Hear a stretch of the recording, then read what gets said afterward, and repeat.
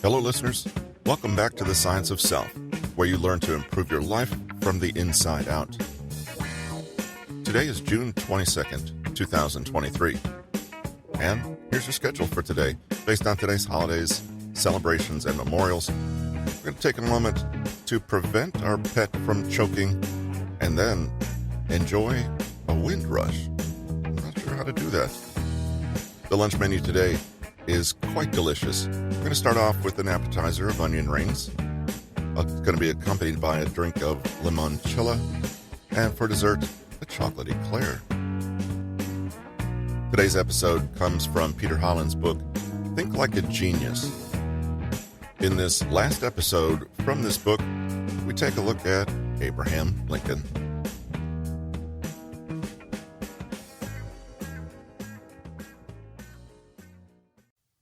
Abraham Lincoln was perhaps not a genius in the conventional sense, but his cleverness lay in his ability to work with what he had and to use diplomacy to make an impact. Lincoln was particularly admired for his habit of surrounding himself with people who actively disagreed with him. Doris Kearns Goodwin has written a book exploring this genius approach of the famed former president, Team of Rivals, the political genius of Abraham Lincoln. The concepts that Goodwin outlines, however, are classic ones, and many others have understood the value of surrounding yourself with good people, and not just people who like and agree with you. It's essentially the same principle that Edison understood. We learn not by endless successes, but by failure and challenge.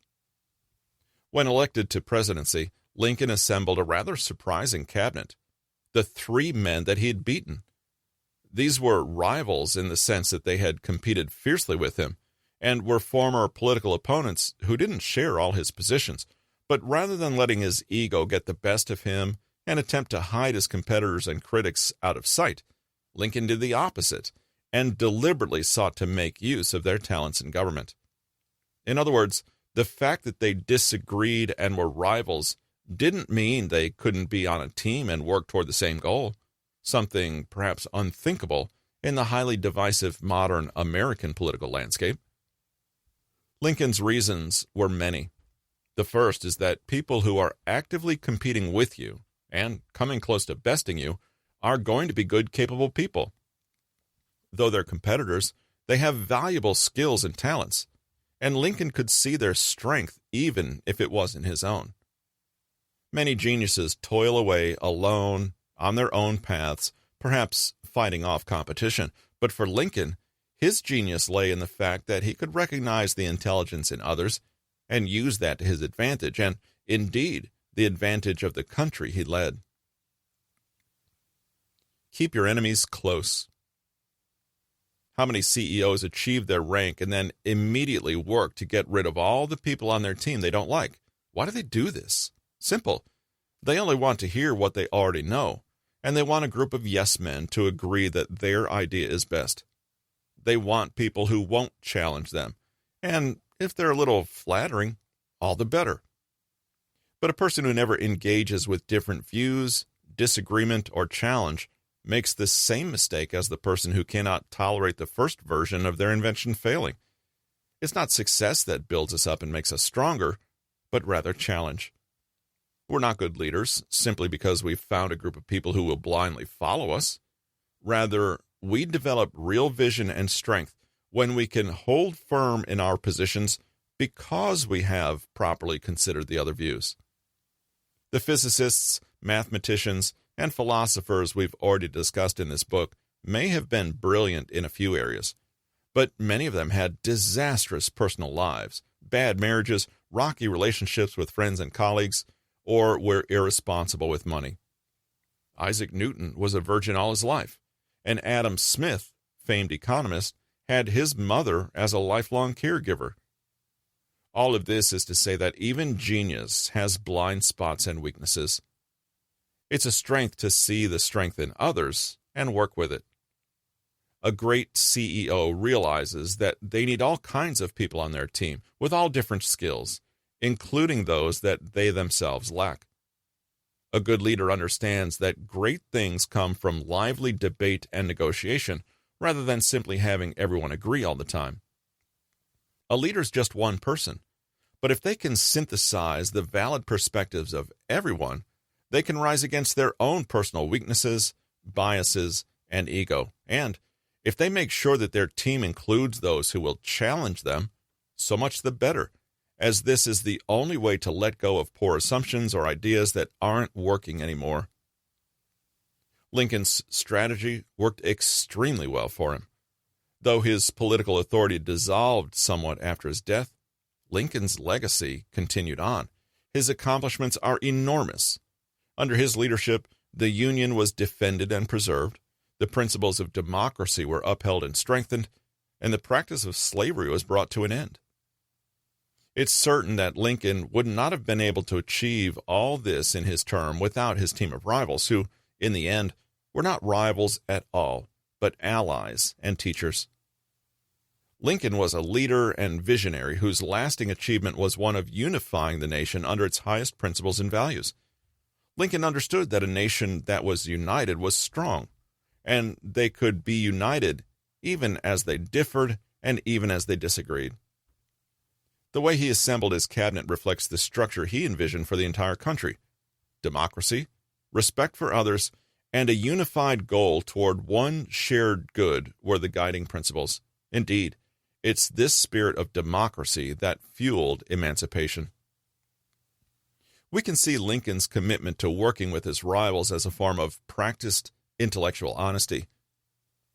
Keeping your enemies close can be a way to keep yourself sharp, to make sure you're never getting lazy or egotistical or making inaccurate assumptions. On the other hand, Lincoln could be said to have followed something like Darwin's golden rule when he genuinely considered alternative perspectives and entertained views other than his own. The idea is always that truth and cohesion are the highest good, and to this end, Lincoln was always willing to place his own biases, his own pride, and his own assumptions second. This approach requires humility, honesty, and intellectual agility. It's a mark of strength to change your mind and update your view when faced with compelling evidence to do so. If Lincoln hadn't possessed this genius trait, he would have never been the near mythical and universally adored leader he is today, but simply another politician who was, in the end, mainly serving his own limited interests. Unconventional genius. We seldom group accomplished political leaders in the same category as great thinkers like Einstein or Socrates, but perhaps we should. Lincoln possessed many of the traits we've identified as key to a genius's success: endless patience, an iron will, shrewd political tactics, a sound economic mind, determination in the face of adversity, and perfect timing were all mandatory for the enormous tasks Lincoln undertook. Hard work and discipline were undoubtedly required in buckets. Lincoln was also a polymath of a sort, and despite having very little formal education, he had a wide range of varied interests, including science, literature, world history, geography, astronomy, poetry, music, and even a little sewing.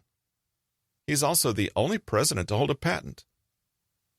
Lincoln held many different job titles over the course of his life, including farmer, ferryboat crew, postmaster, store clerk, and lawyer. Not to mention president, of course. Now, you're probably thinking that being a president is great and all, but what could a man like Lincoln teach more ordinary folks? Even if you never find yourself in a position of leadership, at work, for example, and you never have what you'd call rivals or competitors like Edison and Tesla were, it doesn't mean you can't practice the same principles of intellectual honesty. One great way to do this is to work with and take advantage of the skills of others. So many of us want to be right, to be the winners, and to dominate over our tasks as though they were dragons to be slayed.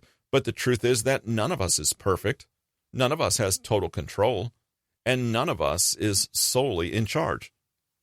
When we work with others, we can pool our resources, combine strengths, and become better. When we work in isolation, we risk our focus becoming too narrow and ineffective. So, True genius might be the intelligence to ask for help from just the right person at the right time.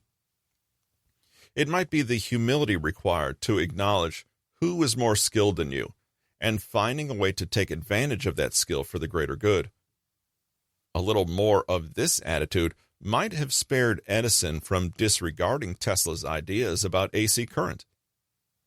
As with Darwin's golden rule, seek out opinions that counter your own. If you're criticized, listen genuinely to it and take it on board.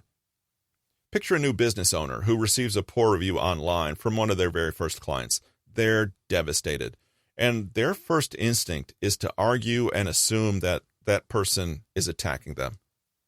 They could find a way to hide the review, or they could engage with the reviewer and genuinely ask for their opinion for how to improve. Humbly making changes, listening to feedback, and even soliciting the advice of critics can have the opposite effect.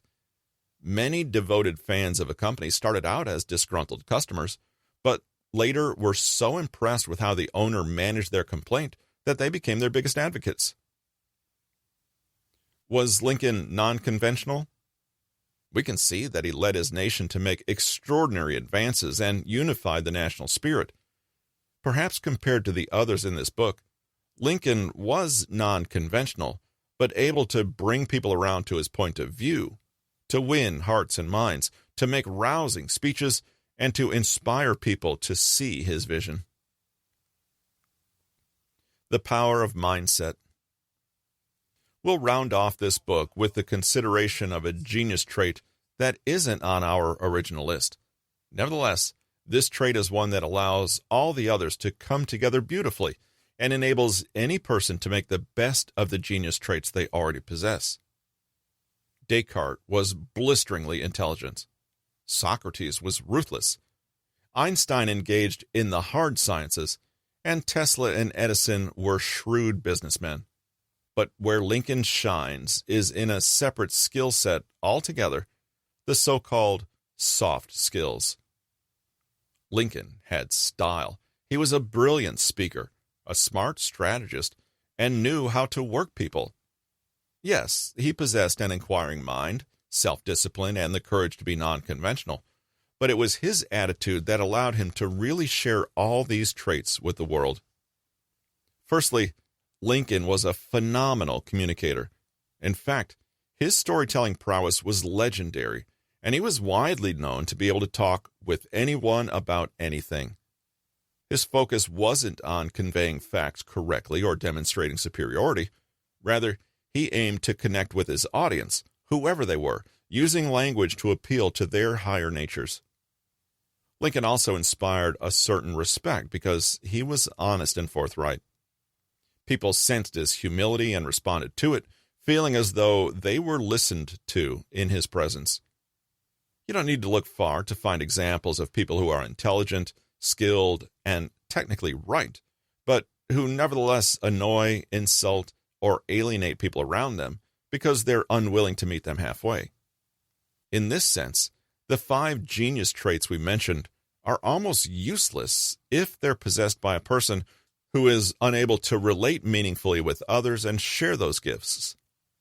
Lincoln possessed empathy and the ability to creatively imagine another person's world, addressing them most directly by appealing to their values and perspectives. This makes for good debate that really goes somewhere. Reportedly, Lincoln always responded calmly and respectfully, even when addressed by rude or angry politicians, and was sympathetic to all parties involved, even as the Civil War raged on. Soft skills are not merely something nice to have or a kind of optional extra when compared to the harder skills of life. Consider again the 5 traits we've covered in this book. Insatiable curiosity, hard work and discipline, intellectual honesty, having a wide range of interests, non-conventionality. Perhaps you've already noticed something interesting. Nowhere on this list is extreme intelligence. In fact, these traits could also be called attitudes or mindsets, and consist of behaviors that we can consciously develop in ourselves, whether we consider ourselves truly gifted intellectually or not. Thus, a person with moderate intelligence but all the soft skills including a great mindset and work ethic, will always perform better than someone with all the natural talent in the world who nevertheless wastes and is unable to share and communicate that talent. In the beginning of this book, we thought about what it really means to be a genius and conjured up the image of the effortless, slightly arrogant smarty pants who's always right. But could it be that what makes a real genius is actually all the other stuff? Granted, being smart helps, but perhaps it doesn't get you very far unless it's also accompanied by good habits and the right attitude.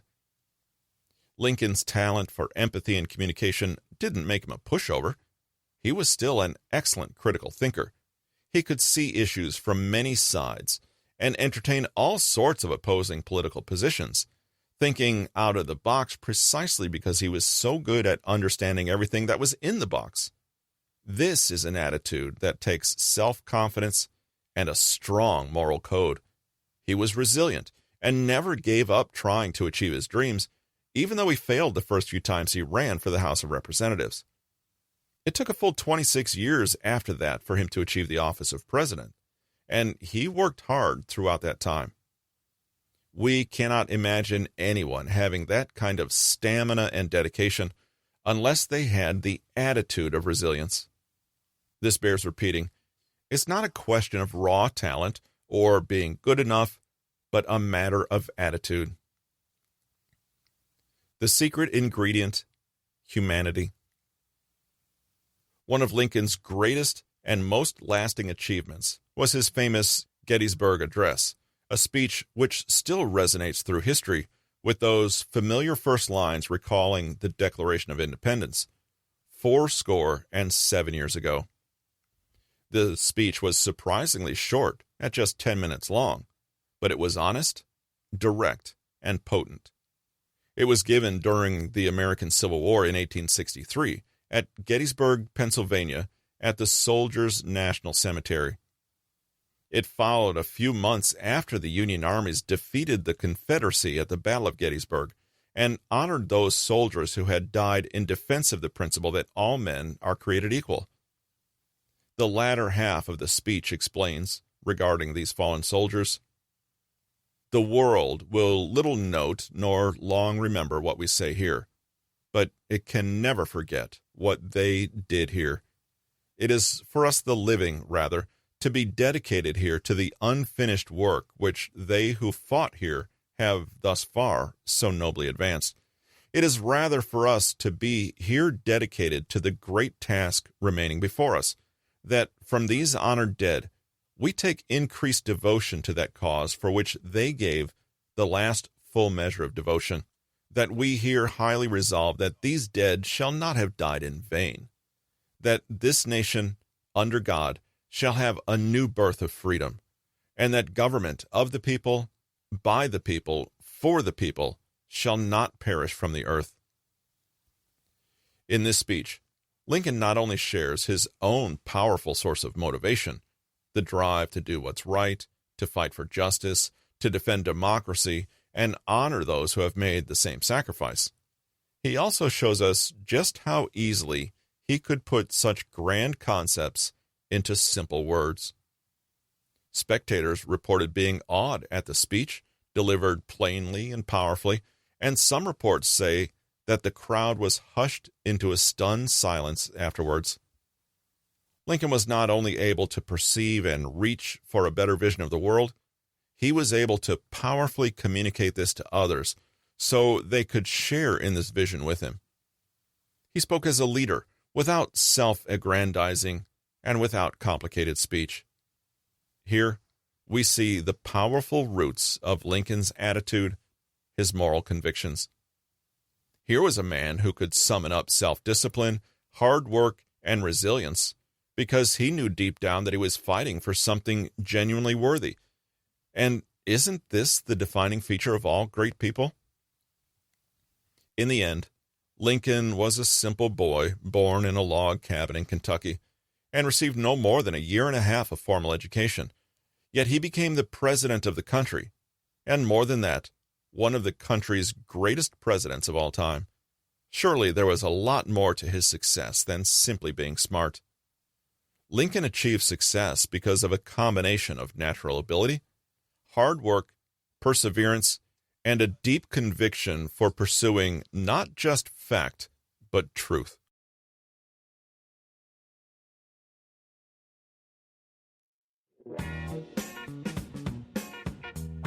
And that wraps today's episode from Peter Holland's book, Think Like a Genius. In just a second, we'll cover the takeaways from today's episode. But first, I'd like to thank a listener in Germany, Alexander, for his questions recently regarding the podcast.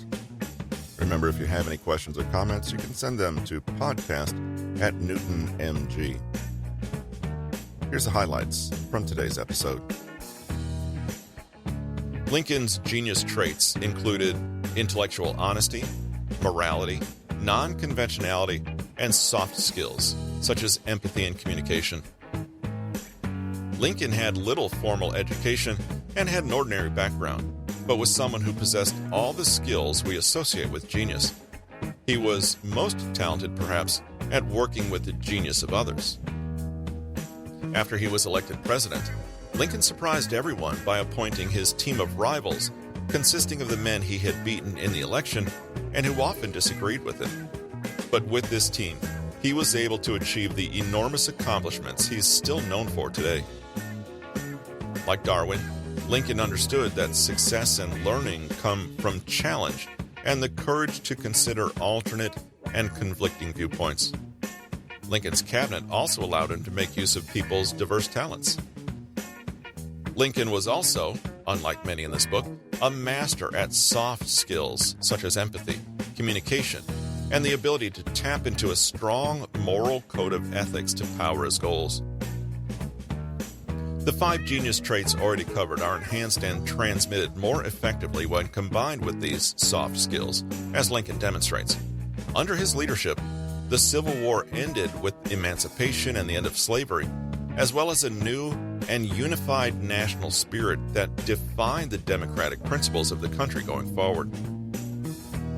To be like Lincoln, we need to know how to ask for help, to work with others, to engage our critics and competition strategically, and to take even our enemies as our best teachers. Lincoln also teaches us the power of connecting not only with our own moral compass, but with other people via their values and principles to become better communicators and more effective leaders.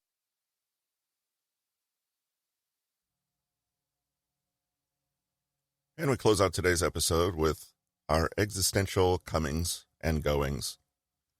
Not just a star of current eczema commercials, but Cyndi Lauper was a superstar back in the day. Another multi-talented singer, as well as actor, producer, and creative director, is Lee Min-ho. MC Psy, a talented rapper, has a birthday today, along with Meryl Streep. And if you need to laugh today, note that it's Zach Clayton's birthday. In 2001, Frida Kahlo was the first Hispanic woman to be honored on a U.S. postage stamp. Today we close with a quote from Frida Kahlo. "Feet, what do I need you for when I have wings to fly?